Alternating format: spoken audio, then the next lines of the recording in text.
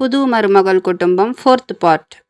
சாந்தாபுரம் கிராமத்தில் சகுந்தலான்னு ஒரு பெண்மணி இருப்பாங்க. அவங்க 2 மருமகள் ரொம்ப திறமையானவங்கன்னு தேர்ந்தெடுத்துக்கிட்டு மருமகளாக கூட்டிகிட்டு வந்தாங்க.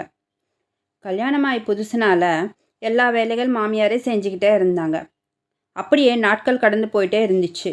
ஒரு நாள் பெரிய மருமகள் சம்யுக்தாவோட, அம்மா இன்னைக்கு நம்ம வீட்டில் பூஜை வச்சுருக்குறோம், அக்கம் பக்கத்தில் எல்லாத்துக்கும் சொல்லிட்டு வாம்மா.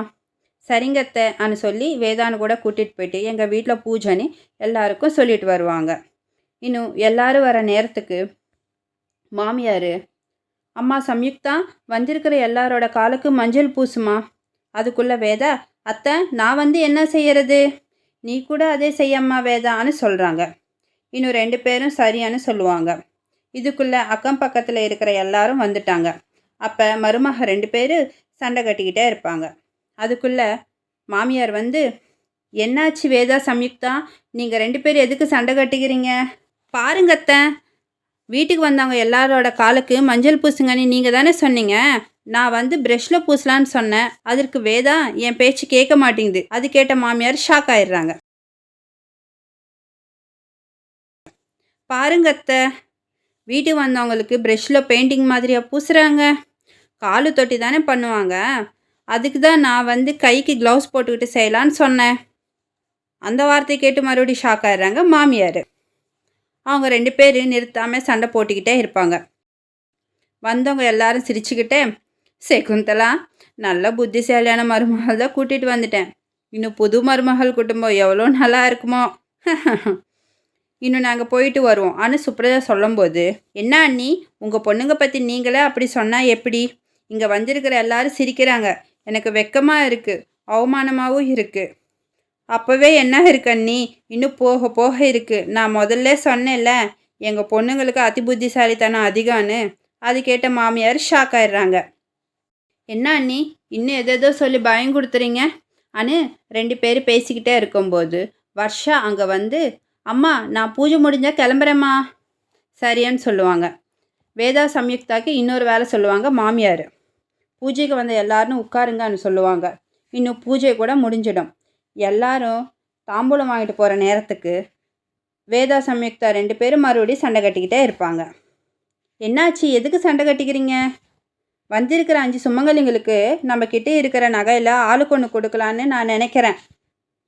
அதுக்குள்ளே வேதா, அத்தை அந்த நகைகள் வேணாம், நான் அதுதான் சொல்கிறேன். எதுக்குன்னா அது கவரிங் நகைகள். எங்கள் அம்மா தங்க நகைகள்னு சொல்லி உங்களையும் ஏமாற்றிட்டாங்க.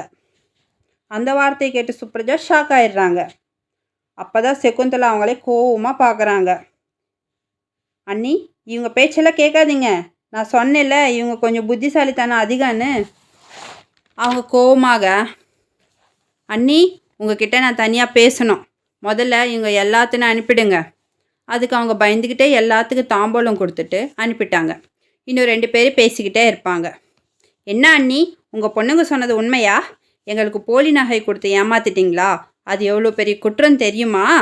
ஆமாம் அத்தை, நாங்களும் அதுதான் சொன்னோம். எங்கள் அம்மா அப்பா 2 பேரும் எங்கள் பேச்சு கேட்கவே இல்லை. அண்ணி நீங்கள் எதற்கு இப்படியெல்லாம் பண்ணீங்களோ எனக்கு ஒன்றுமே புரியல. அவங்க ரொம்ப கஷ்டமா.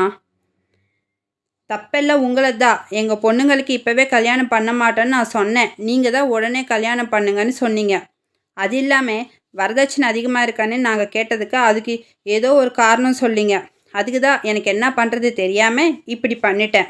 அதுக்கு அவங்க, என்னமோ தப்பெல்லாம் என் மாதிரியே சொல்கிறீங்க, உங்களுக்கு பிடிக்கலன்னு அன்றைக்கே சொல்ல வேண்டியதானே நான் கல்யாணம் பண்ண மாட்டேன்னு. அப்படியே 2 பேரும் சண்டை கட்டிக்கிட்டே இருக்கிறாங்க.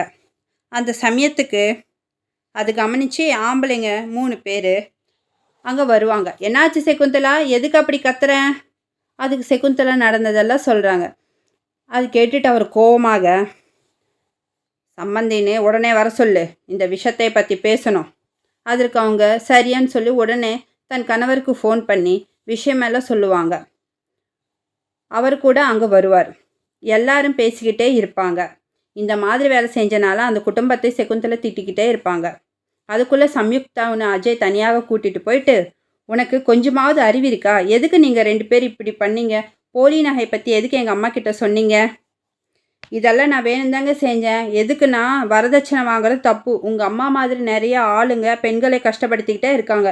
இந்த விஷயத்தை பற்றி தெரிஞ்சால் அவங்க எப்படி ரியாக்ட் ஆகிடுவாங்களோ பார்க்கலான்னு நான் பண்ணேன். உங்கள் அம்மா நல்லாவே ரியாக்ட் ஆகிட்டாங்க. சம்யுக்தா, இது எதுவும் சரியில்லை. ஏன் சரியில்லை? என்னைக்காவது இந்த உண்மை தெரியதா போகுது. அப்போது இது தானே நடக்கும். அதுக்கு தான் முன்னாடியே இதெல்லாம் பண்ணோம். அத்தை பணத்துக்காக தான் எங்களை கல்யாணம் பண்ணியிருந்தா நாங்கள் உங்களுக்கு விவாகரத்து கொடுத்துட்டு போயிடுவோம். எங்கள் அம்மா பற்றியே யோசிப்பியா நீ? என்னை பற்றி யோசிக்க மாட்டியா? உன்னை முதல் தடவை பார்க்கும்போது எனக்கு பிடிச்சி போச்சு. நீ இப்படி பேசுகிறது எனக்கு பிடிக்கல. உங்கள் அம்மா பற்றி எங்களுக்கு நிறையா விஷயங்கள் சொன்னாங்க. அவங்களுக்கு கோபம் வருமா? கொடுமைக்காரியா? அப்படியே வரதட்சணுக்காக தான் உங்களுக்கு இத்தனை வருஷமாக கல்யாணம் பண்ணாமல் வச்சுருக்காங்களோ? இன்னும் நிறையாவே தெரிஞ்சுக்கிட்டோம். உங்களை நம்பி தானே நாங்கள் இங்கே வந்தோம். 100 வருஷம் உங்களோட வாழணும் தானே நாங்கள் ஆசைப்பட்றோம். எங்களை உங்கள் அம்மா வாழ விடாமல் கொன்று போட்டால் என்ன பண்ணுறது? அது கேட்ட அஜய்க்கு ரொம்ப கோவம் வந்து, எங்கள் அம்மா பற்றி ஒரு வார்த்தை கூட பேசாத நீ நடந்துக்கிறத பார்த்தா உன் மேல் எனக்கு வெறுப்பாக இருக்குது. இப்போவே வெறுப்பு வந்தால் எப்படி? இன்னும் நிறையாவே இருக்குது அனு சொல்லி அங்கேருந்து போயிடுவா. இது இப்படி இருக்க வேதா மல்லேஷ் 2 பேருக்கும் இந்த விஷயத்தை பற்றியே பெரிய சண்டை நடக்குது. வரதட்சணை வேண்டான்னு சொல்லி உங்கள் அம்மா எப்படி நகை வாங்கிட்டாங்க? எனக்கு ஒன்றுமே புரியல. எங்கள் கிட்ட பெரிய சொத்து ஒன்றுமே கிடையாது. அந்த விஷயம் உங்களுக்கு தெரியும் தானே? எங்கள் அம்மா கிட்ட நீங்கள் தான் நடிக்க சொன்னீங்கன்னு நான் ஒரு வார்த்தை சொன்னால் போதும். பாரு வேதா, இந்த விஷயத்தை எதுக்கு இவ்வளோ பெருசு பண்ணுறீங்க? புரிய மாட்டேங்குது. இல்லை எங்களை கல்யாணம் பண்ணிக்கிறது விருப்பம் இல்லையா? இல்லை இந்த வீட்டில் வாழ்கிறது விருப்பம் இல்லையா? இப்போ தான் கரெக்ட் பாயிண்ட் வந்திருக்கிறீங்க. நாங்கள் இந்த வீட்டில் வாழ மாட்டோம். நீங்கள் எங்காவது கூட்டு கொண்டு போய் தண்ணி கொடுத்தனும் வையுங்க. அதுக்கு விருப்பம்னா இப்போவே போகலாம், இல்லைன்னா இல்லை. அந்த வார்த்தை கேட்ட மல்லேஷ் என்ன சொல்கிறது தெரியாமல் யோசிச்சுட்டே இருப்பாங்க.